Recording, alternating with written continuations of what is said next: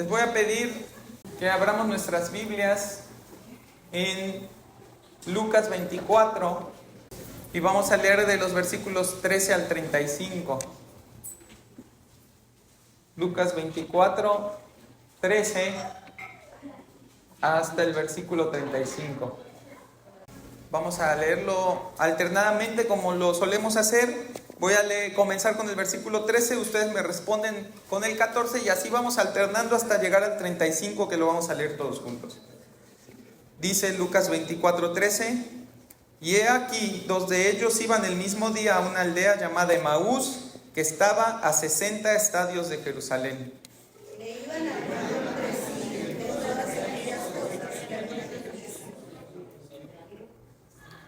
Sucedió que mientras hablaban y discutían entre sí, Jesús mismo se acercó y caminaba con ellos.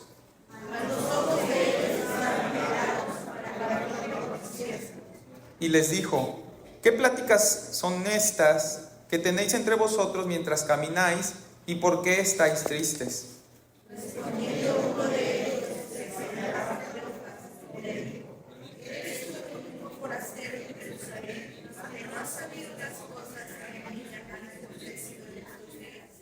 Entonces él les dijo: ¿qué cosas? Y ellos le dijeron: de Jesús Nazareno, que fue varón profeta, poderoso en obra y en palabra delante de Dios y de todo el pueblo.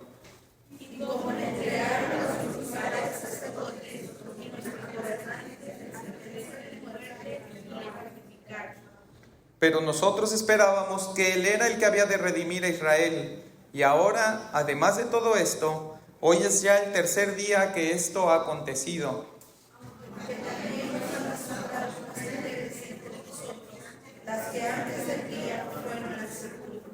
Y como no hallaron su cuerpo, vinieron diciendo que habían visto visión de ángeles, quienes dijeron que él vive.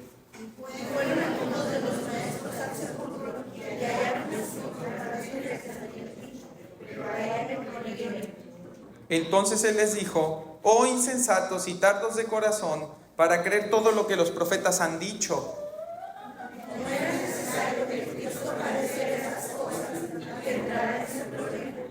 Y comenzando desde Moisés y siguiendo por todos los profetas, les declaraba en todas las escrituras lo que de él decían.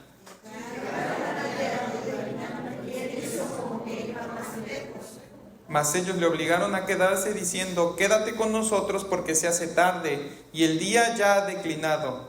Entró pues a quedarse con ellos. Y aconteció que estando sentado con ellos a la mesa, tomó el pan y lo bendijo, lo partió y les dio.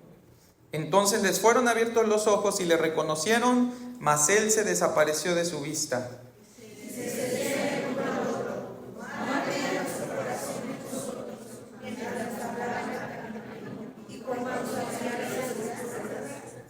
Y levantándose en la misma hora, volvieron a Jerusalén y hallaron a los 11 reunidos y a los que estaban con ellos.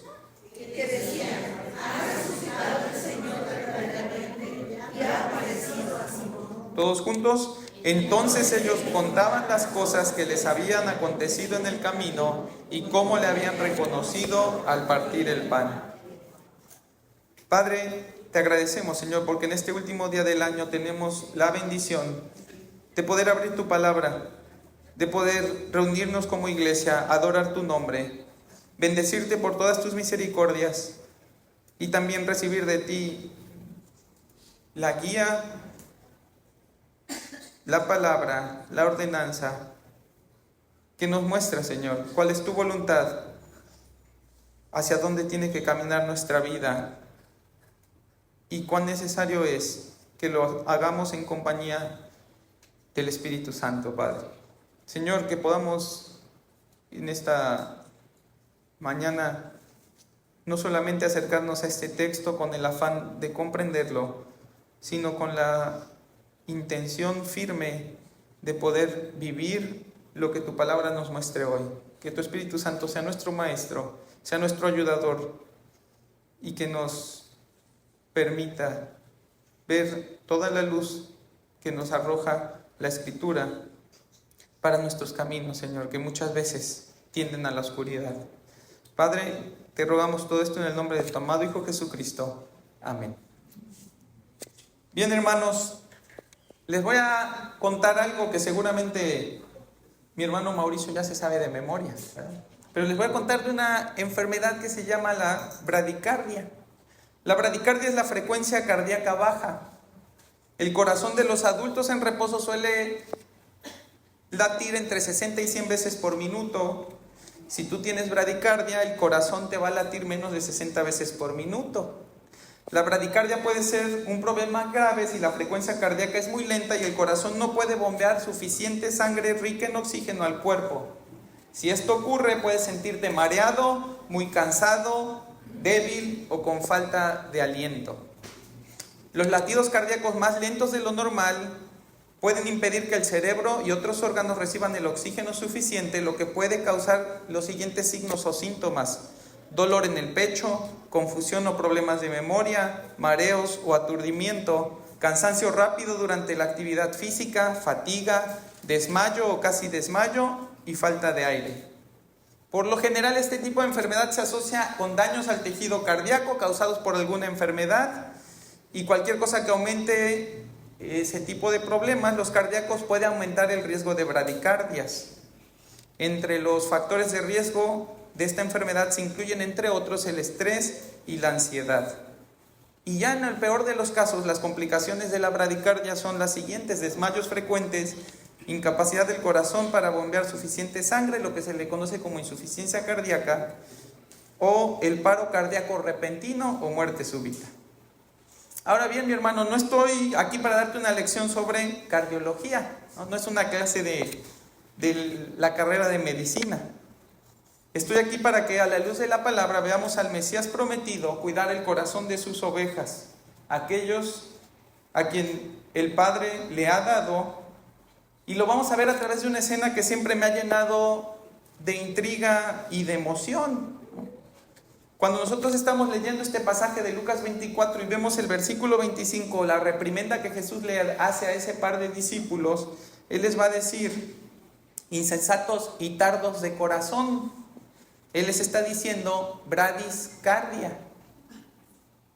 Su corazón está latiendo demasiado lento para creer lo que los profetas han anunciado del Mesías.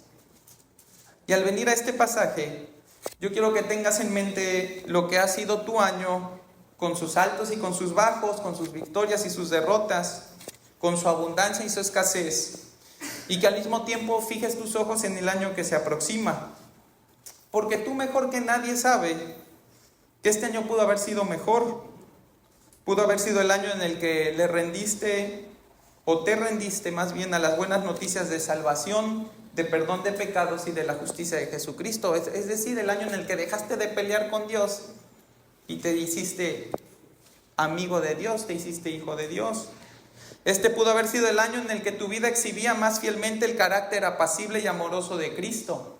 El año en el que finalmente te entregabas de lleno a buscar y encontrar a Dios, revelado con magnificencia en su palabra, para crecimiento de tu fe, madurez en tu caminar y correspondencia en fidelidad a esos cuidados que Dios ya ha tenido contigo. Pudo haber sido el año en que tus rodillas pasaran menos tiempo cargando el peso de tus acciones y decisiones, para que en la confianza y el alivio de la oración, conforme al Espíritu, pasaran más tiempo apoyadas en el suelo, acompañándote a verter tu corazón delante de Dios en búsqueda de alinearlo a su voluntad.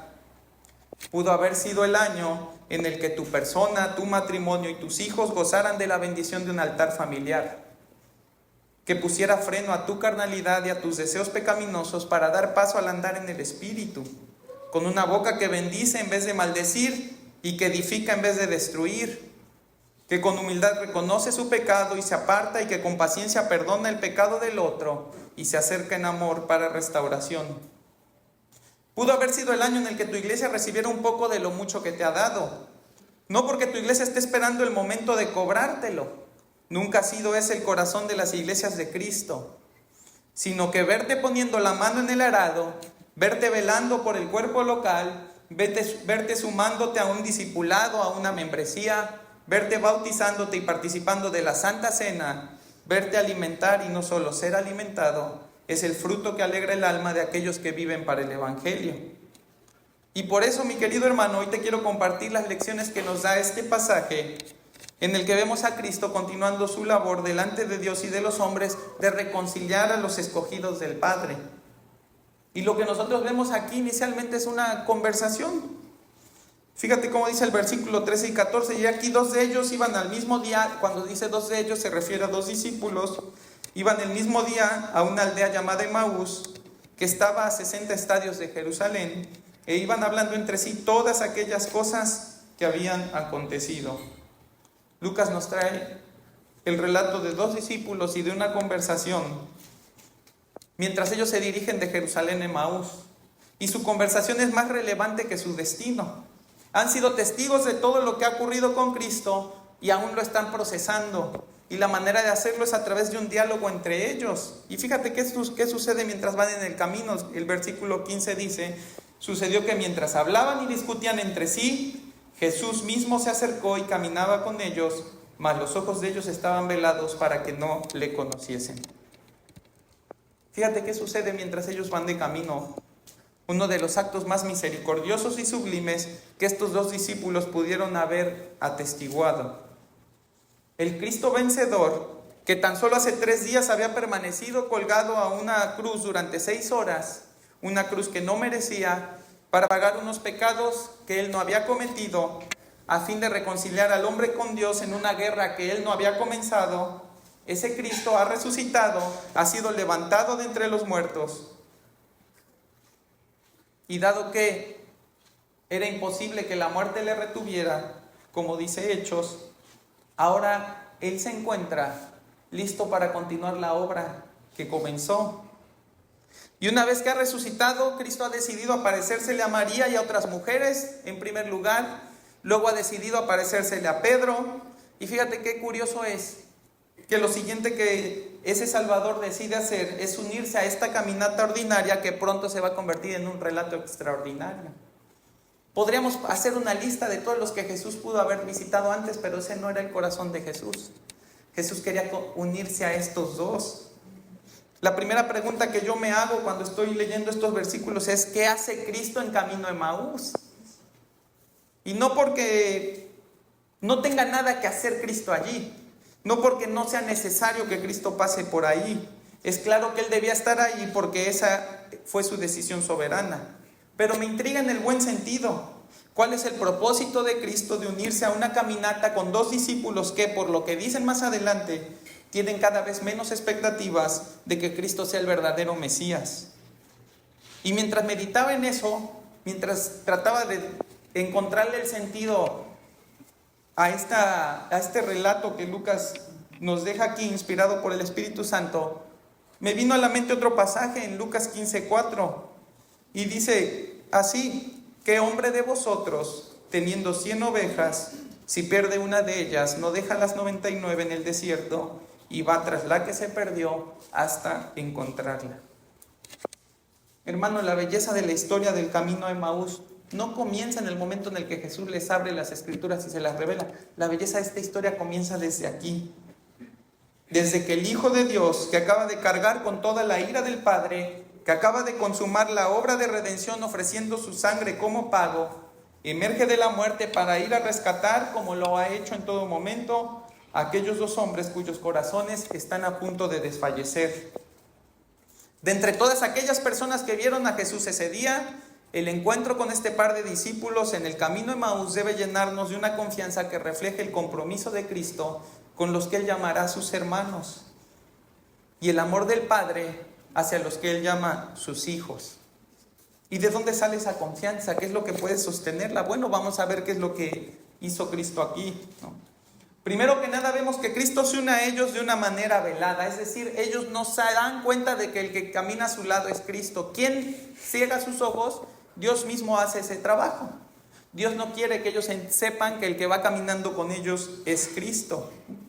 Pero fíjate qué interesante es que mientras ellos van caminando, este hombre que tú y yo sabemos quién es, pero ellos no, teniendo toda la autoridad, toda la capacidad, todo el conocimiento, pudiendo haber intervenido desde el primer segundo, y no con cualquier palabra, sino con palabras de vida eterna. Fíjate lo que dice aquí la Escritura que Él hace. Dice que Él va caminando y va escuchando lo que habla. Fíjate cómo es el amor de Cristo. Él acaba de sufrir una muerte cruel. Él ha bebido la copa de la ira de Dios. Ha sido escarnecido por los hombres en todas las formas posibles. Ha probado la muerte. Ha bajado al infierno y proclamado su victoria a todos los espíritus encarcelados. Y luego ha sido vivificado por el Padre. El corazón que ya no latía comenzó a latir de nuevo. La sangre que ya se había espesado fluyó otra vez por todo el cuerpo. El cerebro que había detenido su sinapsis ahora vuelve a encenderse para trabajar. Los pulmones que habían colapsado se llenan de aire y de pronto el Cordero inmolado está de vuelta en este mundo. Ese es el Cristo triunfante, el Rey que ha vencido a toda potestad y autoridad, que ha humillado a los enemigos de Dios y que ha abierto el camino a la eternidad para todos los que creen en Él. Ese Cristo maravilloso, todopoderoso, imbatible e imparable, ahora se toma un tiempo, movido por ese mismo corazón que lo llevó a tener compasión por las multitudes, a abocarse a escuchar a dos hombres que van por el camino hablando de todo lo que le ha pasado precisamente a él.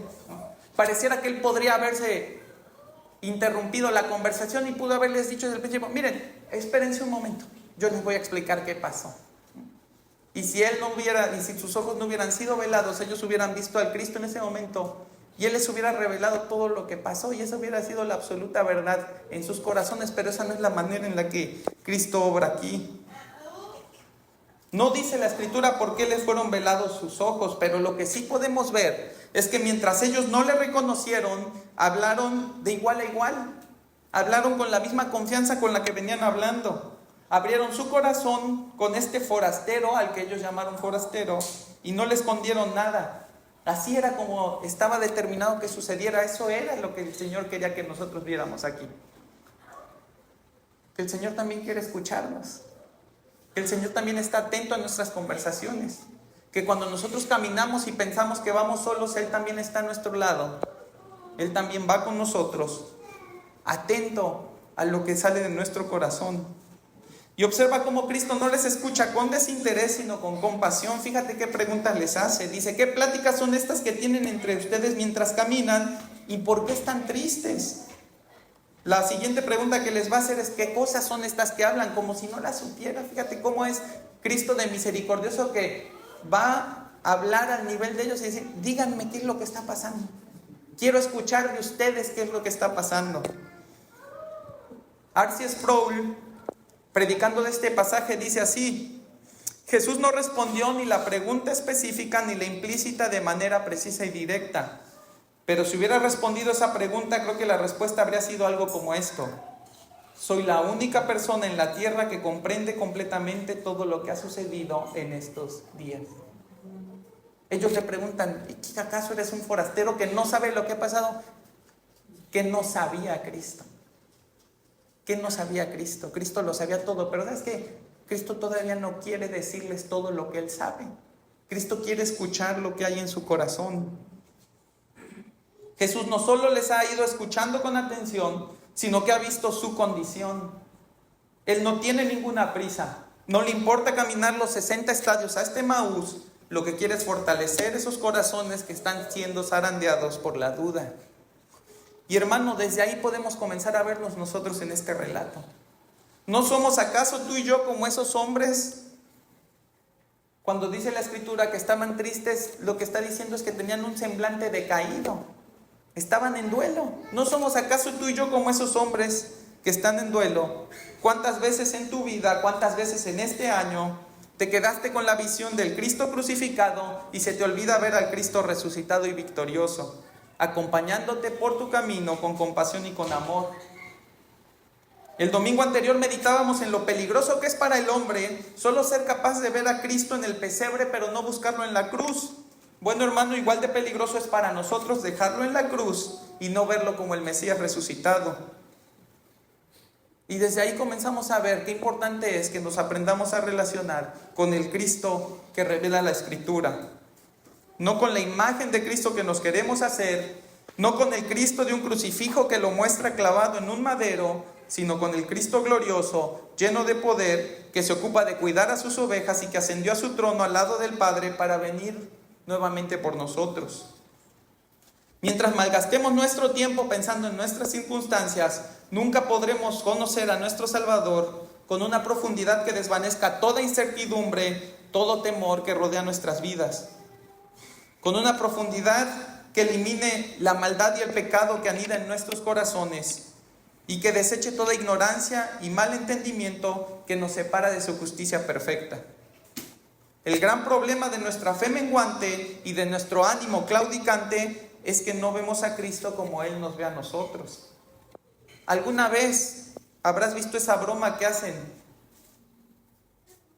de que encontrarás el amor de tu vida cuando alguien te mire a ti como X mira Y, ¿no? O vamos a pensarlo así, que alguien te ame a ti, ¿no? Como la hermana Rosalba mira al hermano Roberto, ¿no? Y ahí vas a encontrar el amor de tu vida. Cuando alguien te mire así, ese es el amor de tu vida. No lo dejes ir, ¿no? Ahí te está viendo con un amor que todo mundo quisiera tener, ¿no? Mi hermano, si pudiéramos ver la manera en la que Cristo nos mira, si tan solo tuviéramos un segundo para ver su mirada sobre nosotros, no tendríamos ojos para ver a nadie más que a Él. Entenderíamos que nadie nos ama más que Él, que nadie ha hecho o hará un sacrificio como el que Él ha hecho por nosotros, que nadie dejará todo lo que Él dejó para rescatarnos, que nadie es capaz de amarnos como Él lo hace, porque su amor parte desde el principio de que Él todo lo conoce. Y sí, querido hermano, con todo respeto te lo digo, si hoy la esposa que tú tienes al lado, la mujer que Dios te ha dado para tu vida o el esposo que tú tienes al lado, si hubieran conocido el interior de tu corazón como lo conoce Cristo, te lo puedo firmar ante notario, no estarías casado, no se hubiera casado contigo. Si pudiera ver como Cristo ve el interior de nuestros corazones, toda esa maldad, toda esa perversión, toda esa hipocresía, todo ese pecado, ninguno de nosotros estaría casado. Y eso nos debe de llevar a entender cuánto nos amó Cristo. A Él nada lo hizo desistir de amarte. Él nunca se ha arrepentido ni se arrepentirá. Nadie lo podrá convencer de lo contrario. No vas a conocer en esta vida y en la que viene otro amor como el de Cristo para ti. Y ese amor que Cristo tiene para nosotros es el que Él está exhibiendo para estos dos discípulos que van camino a Emaús. Fíjate cómo le dijo, por ejemplo, Dios a Israel por medio de Jeremías. Dice: Jehová se manifestó a mí hace ya mucho tiempo diciendo: con amor eterno te he amado, por tanto te prolongué mi misericordia. En Juan 15:13 Jesús dice: nadie tiene mayor amor que este, que uno ponga su vida por sus amigos. Efesios 2:4 dice: pero Dios, que es rico en misericordias, por su gran amor con que nos amó. Efesios 1:3 dice: bendito sea el Dios y Padre de nuestro Señor Jesucristo, que nos bendijo con toda bendición espiritual en los lugares celestiales en Cristo, según nos escogió en Él antes de la fundación del mundo, para que fuésemos santos y sin mancha delante de Él, en amor, habiéndonos predestinado para ser adoptados hijos suyos por medio de Jesucristo, según el puro afecto de su voluntad.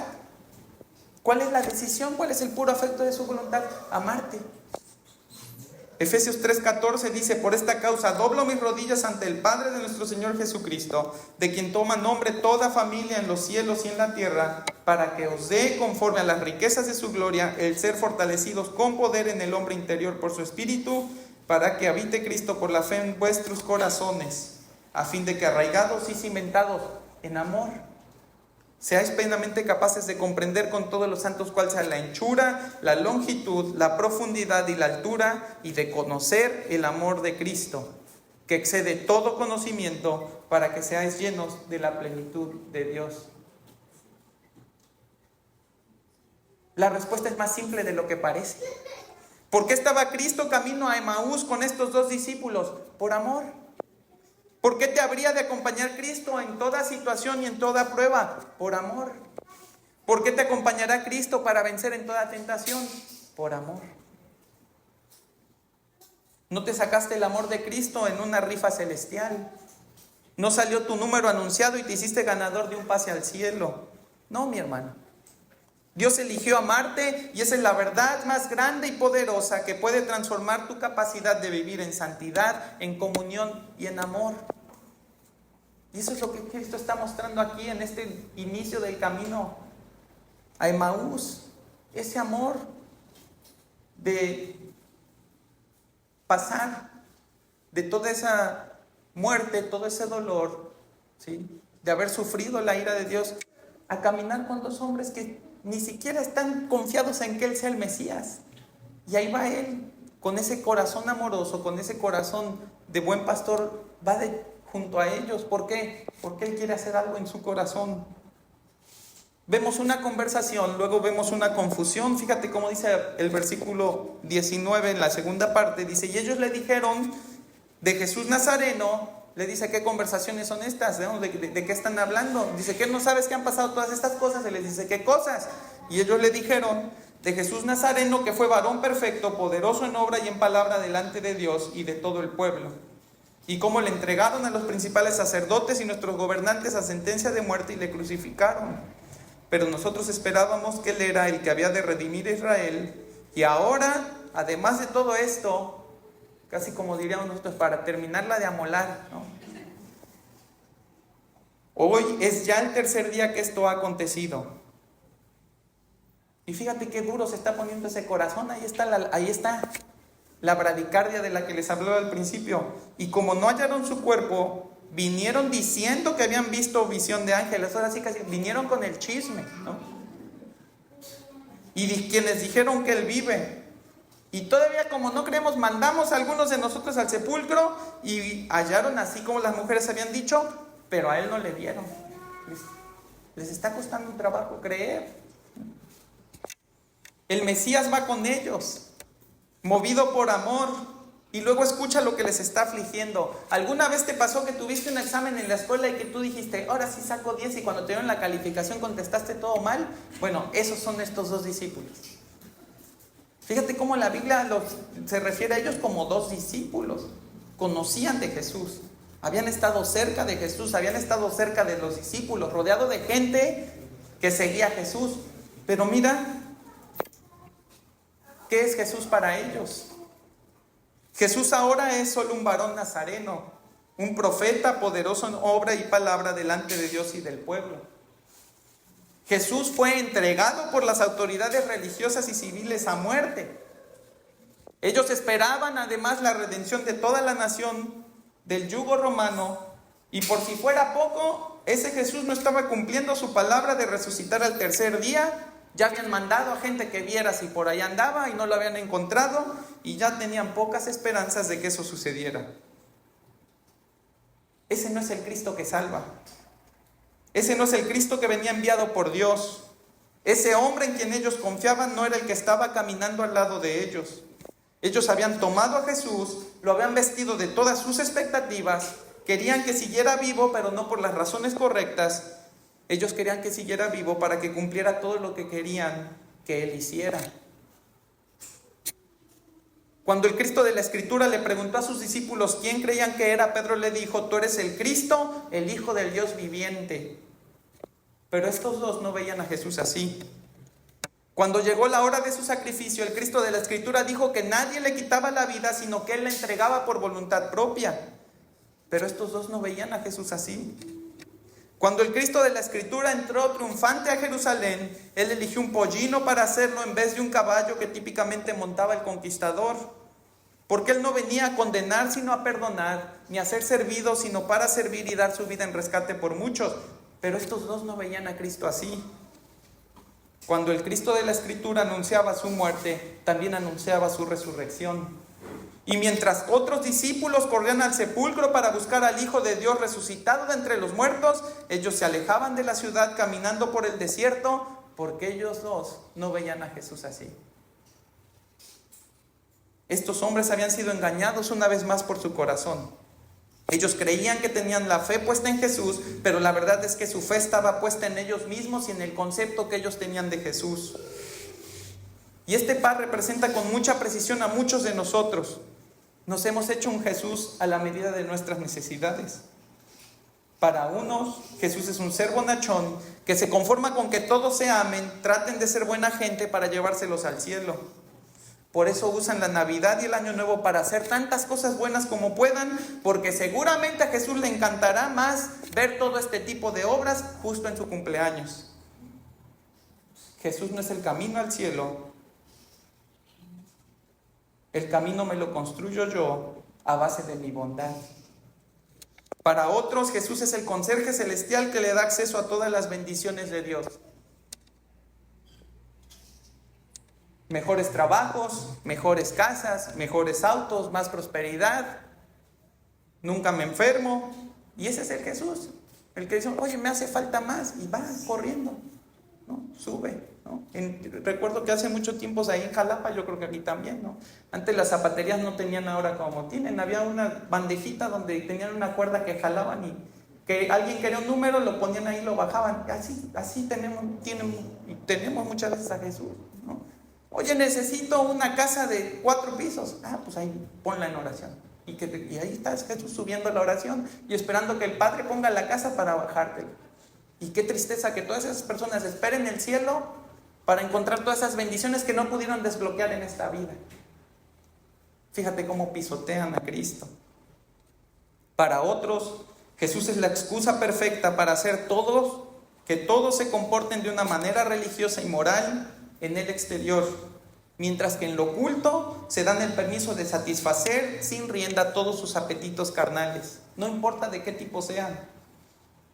Hacen de la cruz una caja donde solo caben los que viven con el mismo grado de moralidad que ellos. Y para otros no importa quién sea Jesús, mientras no se meta con mi vida, que los demás hagan lo que quieran con él. Pero el Cristo de la Escritura no dejará que el hombre que le busca permanezca en confusión, y mucho menos concederá que nuevamente el hombre le calumnie después de haber puesto su vida en expiación por ellos. Cualquiera que cree en su versión de Cristo, en la que más beneficios le da, en la que más sueños le cumple, en la que más facilidades le otorga, ya ha sido condenado, porque no ha creído en el unigénito Hijo de Dios. Cualquiera que dice tener a Cristo, pero va en pos de las tinieblas que emanan del pecado de su corazón, ya está en condenación.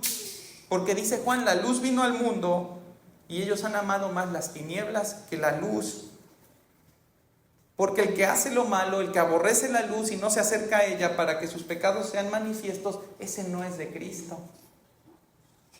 Ese es el problema de creer en tu propio Jesús. Ese es el problema de ignorar al Cristo de la Escritura, que en el fondo de tu corazón simplemente te estás creando un ídolo a la medida de tu pecado y le estás poniendo el nombre del Hijo de Dios para sentir una paz que tú mismo te has forjado, pero que delante de Dios es aborrecible.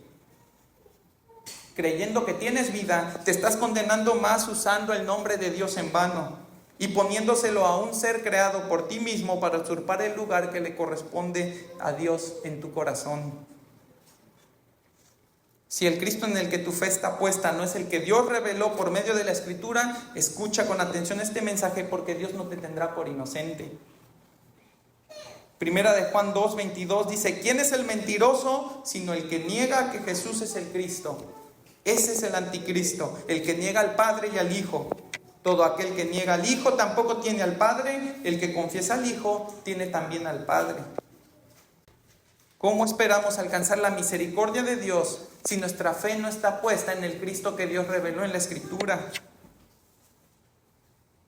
Que así como el Mesías tuvo misericordia de este par para abrirles los ojos e iluminar su comprensión, en esta tarde Él tenga misericordia de nosotros y nos permita verle con la claridad con la que Él se va a manifestar a estos 2 discípulos. Entonces vemos su conversación, vemos su confusión, luego vemos su confrontación. Dice el versículo 25, entonces Él les dijo: oh insensatos y tardos de corazón para creer lo que los profetas han dicho. ¿No era necesario que Cristo padeciera estas cosas y que entrara en su gloria? Y comenzando desde Moisés y siguiendo por todos los profetas, les declaraba en todas las Escrituras lo que de Él decían. Cristo hace una afirmación firme pero llena de gracia. Él va a reprochar su negligencia, pero a su vez les va a revelar las profecías con tanta claridad que cualquier duda que ellos tengan se va a disipar. Pero fíjate, Jesús no retiene lo que tiene que decir. Primero les va a llamar insensatos. Es la misma palabra griega que se utiliza para decir tontos. necios o faltos de sabiduría. Esta es una afirmación de tipo moral. Jesús no está reprochando su poca inteligencia para creer en el Mesías, sino su negativa moral para reconocerle como el Salvador. A diferencia de nosotros, en la cultura judía, un tonto no es el que tiene menos capacidad intelectual que el otro, sino el que actúa inmoralmente sabiendo lo bueno y lo malo. Por eso dice el Salmo 14:1, y es el mismo sentido de la palabra, dice el tonto en su corazón, no hay Dios. Nuestra Biblia dice el necio, pero es la misma palabra, dice el tonto en su corazón. ¿Qué tiene? ¿Menos capacidad? No quiere reconocer lo que es obvio delante de sus ojos. Por eso es que todo el mundo está condenado, porque Dios ya se le reveló a todos. Esa es la verdad de Romanos. Eso es lo que nos está diciendo Romanos, que Él ya se reveló a todos de manera suficiente. ¿Por qué no quieren creer en Dios? Por esta insensatez, por esta necedad. Después de señalar su insensatez, va a señalar Cristo su poca animosidad para creer en lo que los profetas han anunciado del Mesías. Y ahí es cuando les dice que tienen bradicardia. Les dice que tienen un corazón lento para creer. Estos 2 discípulos que habían seguido a Jesús por algún tiempo, fíjate, ya ellos mismos lo decían, habían atestiguado sus poderosas obras, habían escuchado sus poderosas palabras, pero eran tan lentos para confiar en todo lo que habían visto, en todo lo que habían oído y en todo lo que habían leído, porque ellos conocían la ley y a los profetas que Jesús les está diciendo allí. ¿Sí? Eran tan lentos para creerlo que Cristo se los va a reprochar.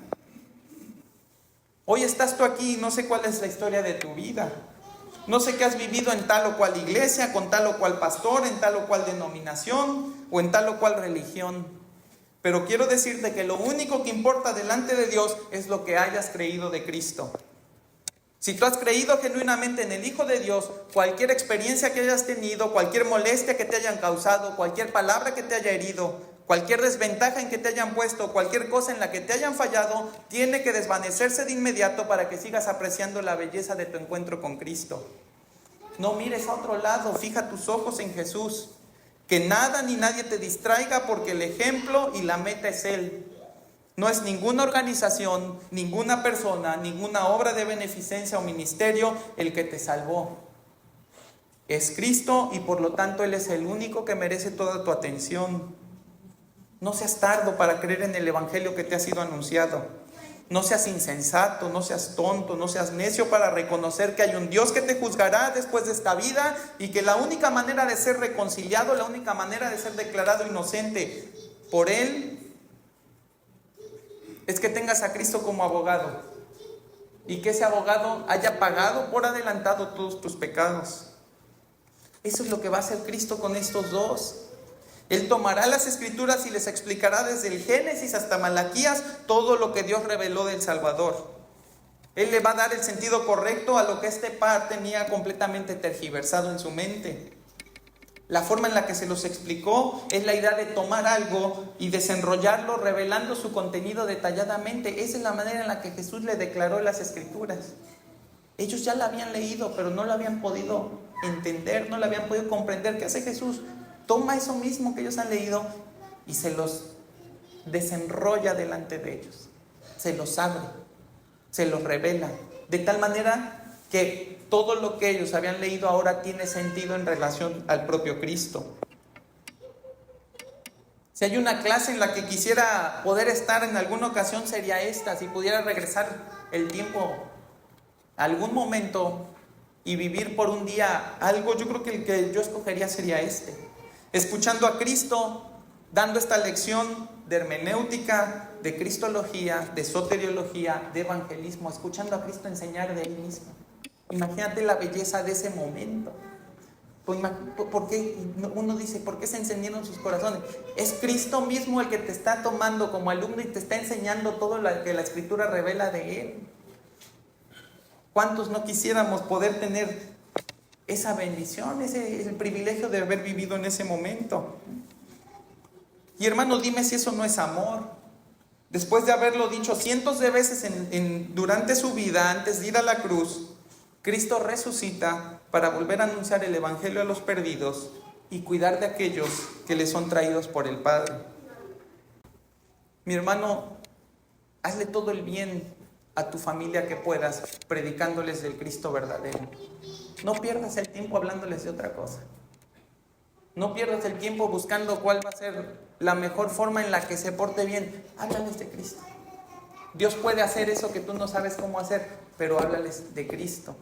Revélales a Cristo en toda la Escritura, que lo encuentren tan claramente, que puedan enamorarse de Él así como tú te has enamorado, que puedan comprometerse con Él así como tú te has comprometido, y que puedan seguirle mejor de lo que tú le has seguido. Hermano, hay que predicar, hay que enseñar, hay que invertir nuestro tiempo dándole la mejor herencia que podemos darle a nuestra familia, y es el conocimiento de Cristo. Entonces fíjate cómo vemos su conversación, vemos su confusión, vemos su confrontación, cómo Jesús les llama insensatos y tardos de corazón. Pero fíjate cómo es el amor de Cristo tan grande que también junto con eso les va a predicar de Él mismo. Y ellos todavía no saben de qué les está hablando, ¿no? Pero Él les está hablando de Él mismo. Eso que inspiró todo lo que fue escrito, todo lo que fue dicho por los profetas, Él se los está revelando allí en ese momento. Y lo que vamos a ver que sucede después es su confirmación. Dice el versículo 28, llegaron a la aldea donde iban, y Él hizo como que iba más lejos, mas ellos le obligaron a quedarse diciendo, quédate con nosotros porque se hace tarde, el día ha declinado. Entró pues a quedarse con ellos, y aconteció que estando sentado con ellos a la mesa, tomó el pan y lo bendijo, lo partió y les dio. Entonces les fueron abiertos los ojos y le reconocieron, mas Él desapareció de su vista. Y le decían el uno al otro, ¿no ardía nuestro corazón en nosotros mientras nos hablaba en el camino y cuando nos abría las Escrituras? Fíjate, hermano, qué belleza. El fin de esta caminata fue el principio del camino de vida para estos dos discípulos. Jesús hace como que va más lejos, ellos le insisten en que se quede hasta que Él acepta. Lo que este par no sabe es que Jesús no está entrando a cenar con ellos en el exterior, ellos están recibiendo a Cristo en su interior. La cena que celebran ellos en ese momento es el reflejo de lo que está sucediendo en sus corazones que antes eran lentos. Ellos han entrado a la comunión con Cristo, Él toma el pan, lo bendice, lo parte y se los da. Y cuando eso sucede, su corazón ha terminado de transformarse. Ahora pueden ver al Cristo resucitado. Ahora pueden ver a Jesús como el Mesías que cumplió cada una de las promesas y las profecías. Frente a sus ojos se materializa cada una de las explicaciones que Él les dio en el camino, y en su corazón brilla la luz del Salvador. Se alejan de las tinieblas para siempre y entran en el gozo de su Señor. Tan pronto como lo ven, Él desaparece, pero su corazón ha quedado impregnado por la vida eterna que su Redentor les compartió. El lento latido del corazón que desfallece ahora ha sido reemplazado por el ardiente fuego de un corazón que ama como fue amado. Ahora sí su fe no va a menguar, su corazón ya no latirá con lentitud. Andarán por el camino como los que esperan en Jehová, tendrán nuevas fuerzas, levantarán alas como las águilas, correrán y no se cansarán, caminarán y no se fatigarán. Y ahora ellos también resucitarán en el día postrero. Vivirán una vida de sufrimientos como la de su Redentor, porque el discípulo no es más que su maestro, ni el siervo más que su Señor. Pero lo sufrirán de tal manera que la gloria postrera les será sumamente hermosa. Mi amado hermano, esa es la confianza que trae el caminar con el Cristo de la Escritura. Comencé diciéndote lo que este año pudo ser, pero este año ya acaba.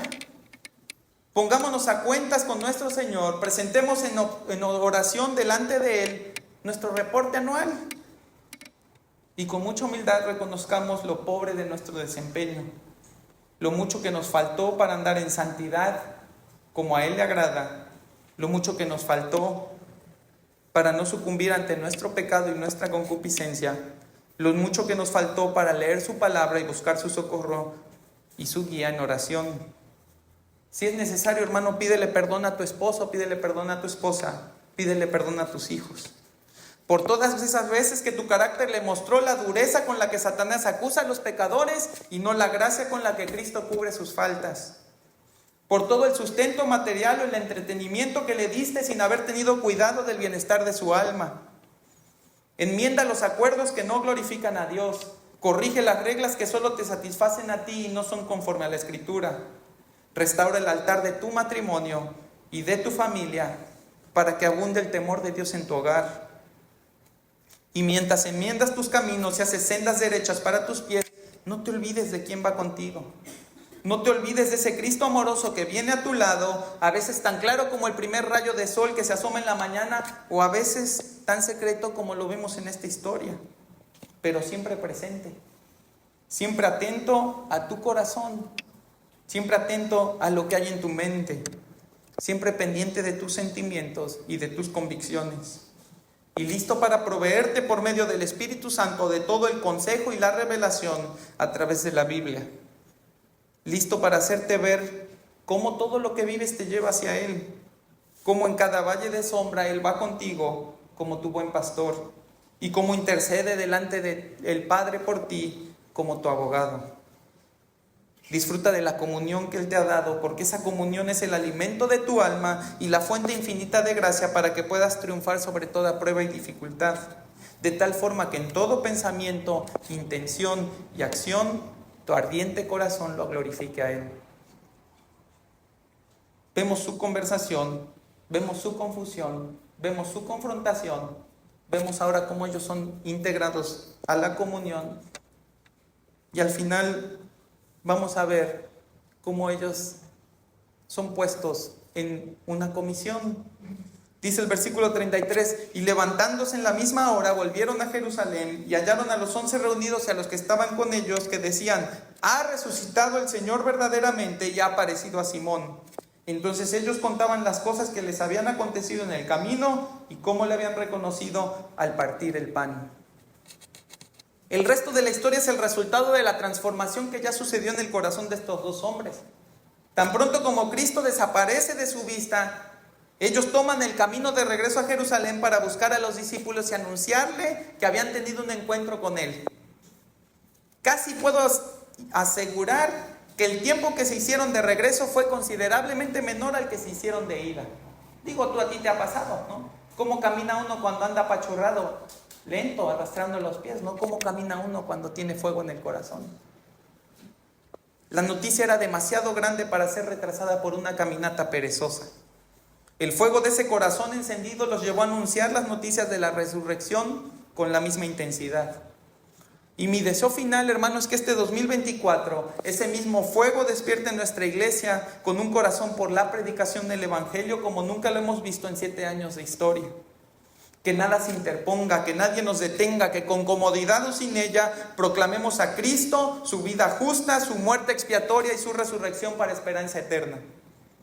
Que sin temor enfrentemos al pecador a la realidad de su pecado, porque como dice la Escritura, no hay justo ni aún uno, y que ese pecado nos tiene muertos delante de Dios.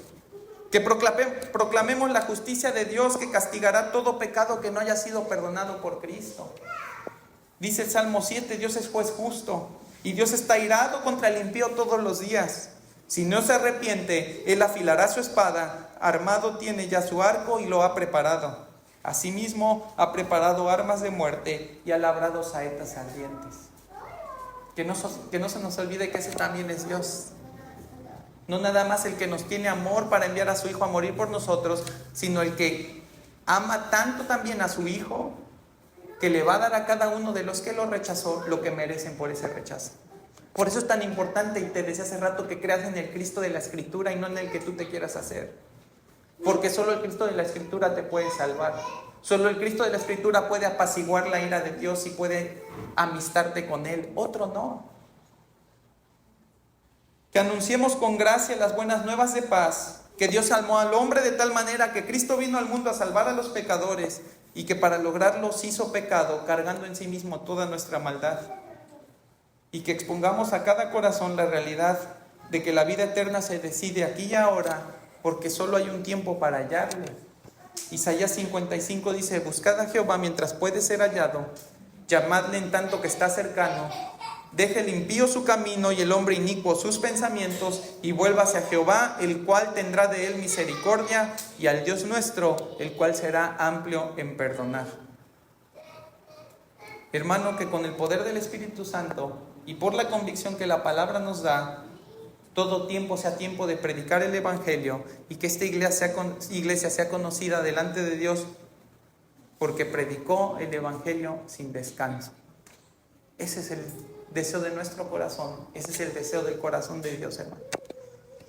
Que si vamos a perder la vida, la perdamos en la brecha, predicando el Evangelio. Si nuestro cuerpo se ha de marchitar, si nuestros ojos se han de nublar, si nuestras piernas han de flaquear, que sea predicando el Evangelio.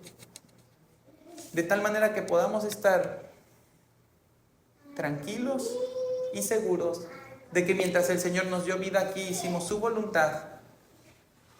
Que mientras el Señor nos dio vida aquí, cumplimos su propósito.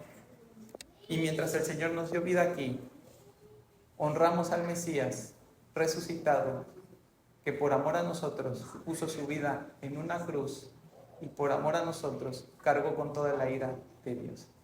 Hermanos, este es el mensaje de esta tarde. Les voy a pedir que por favor nos pongamos de pie. Padre, gracias porque nos muestras las excedentes misericordias que tú has tenido para con nosotros, Señor. No había otra forma de reconciliarnos contigo, no había otro sacrificio, no había otro cordero que cumpliera con todo lo que tú demandabas, Señor, para que nuestros pecados pudieran ser perdonados. Si no era Cristo, no podía ser nadie más, Señor. Y te agradecemos porque tuviste a bien el poner a tu Hijo en esa cruz para perdonar nuestros pecados. Te glorificamos, Cristo, porque nadie te arrebató tu vida, tú la pusiste voluntariamente, sabiendo que con eso tú podrías reconciliarnos con Dios y sabiendo que con eso tu Padre estaría satisfecho. Pero además gracias porque la obra no quedó allí, no quedó en la cruz, sino que al tercer día resucitaste de entre los muertos. Venciste, Señor, a una muerte a la que nosotros nos hemos de enfrentar, pero sabiendo que ya tenemos la victoria en ti, Señor. Que cualquiera que no tenga esa victoria en ti hoy, que pueda poner su confianza en el único Hijo de Dios. Señor, si alguno de nosotros está confundido, si alguno de nosotros está engañado, si alguno de nosotros cree en un Cristo que no es el que tu palabra enseña, Padre, ten misericordia.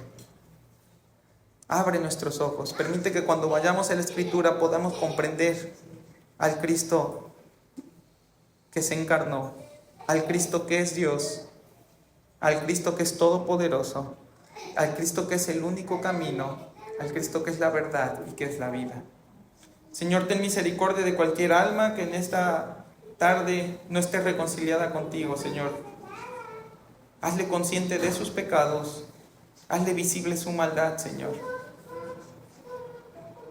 De tal manera que puedan comprender cuán urgente y necesario es creer en ti, es poner toda nuestra confianza en ti, en reconocer que nuestra justicia es podredumbre delante de ti, Señor, y que solo la justicia de Cristo es suficiente. Solo la justicia de Cristo es la que podemos vestir para presentarnos delante de ti y ser aceptados como hijos tuyos, Señor. Y Padre, que tú lleves nuestras vidas a caminar todos los días con Cristo. A no solamente saber, Señor, cuánto nos ama, sino a atestiguar, experimentar en todo tiempo, en toda mañana, en todo ruego, en toda palabra, ese amor de Cristo que cuida de sus ovejas, Señor, que no dejará que ninguna de ellas se pierda, que irá a buscar, Señor, aquella que se ha extraviado con tal de regresarla, que guardará lo que tú has puesto en sus manos de manera perfecta y segura, Señor.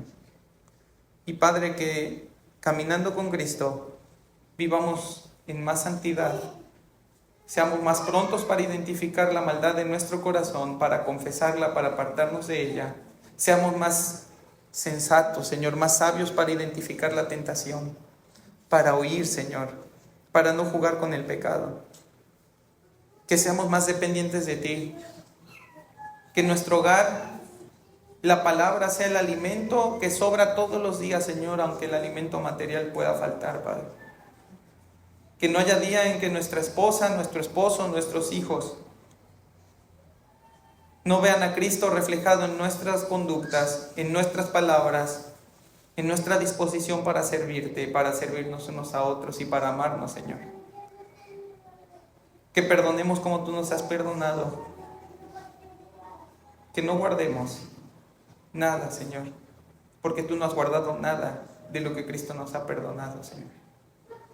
Y Padre, que seamos antorchas que iluminan en este mundo, que predican el Evangelio cuando están saludables, que predican el Evangelio cuando estamos enfermos, cuando todo marcha bien y cuando todo marcha mal, Señor. Cuando hay ánimo y alegría en nuestro corazón, pero cuando también hay pesar y dolor en él. Señor, que no sean las circunstancias las que rijan nuestra vida, que sea la convicción de sabernos amados por nuestro Salvador, Señor. Y que en Él encontremos todo el poder que necesitamos para hacer la obra que tú nos has encomendado como individuos, como miembros de una familia, como miembros de esta familia que es tu iglesia, y como miembros de ese reino en el cual tú te has placido a darnos parte por medio de la obra de Jesucristo y la obra poderosa del Espíritu Santo en nuestras vidas. Te adoramos, te bendecimos y que te glorifiquemos, Señor, todos los días de nuestra vida. Es nuestro deseo. En el nombre que es sobre todo nombre, el de nuestro precioso Mesías. Amén.